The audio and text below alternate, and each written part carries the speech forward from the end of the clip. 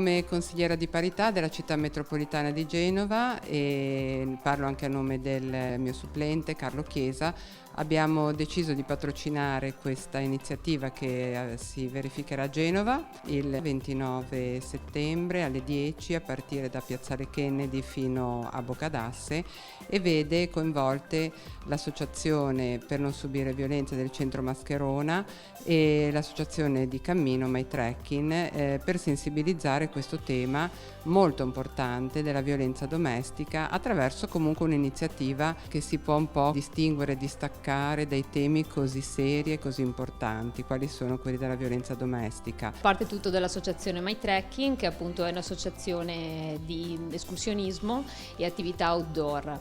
Abbiamo tantissimi soci, la maggior parte dei quali sono donne. Allora, avendo già fatto un evento a Natale importante che si chiama la Camminata di Babbi Natale, abbiamo pensato a un evento che fosse solo al femminile per le donne, e le nostre socie, dopo un sondaggio, hanno votato, la maggior parte ha votato appunto il Centro Antiviolenza Mascherona.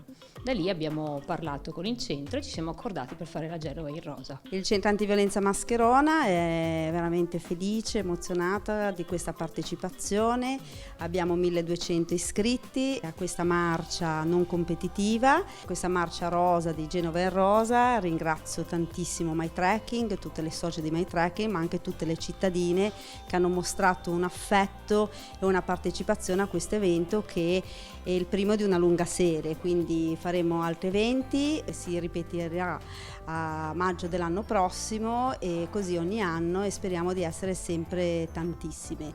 Nel nostro ruolo ovviamente vogliamo essere presenti non solo dal punto di vista del patrocinio, ma anche proprio parteciperemo per testimoniare che la violenza si può affrontare anche attraverso questo tipo di iniziative, di testimonianze. Invitiamo tutte a venire domenica 29 alle 10 in Piazza Rossetti alla Foce. E purtroppo magliette non ne abbiamo più, ma possono partecipare con una propria maglietta rosa e la pettorina della manifestazione.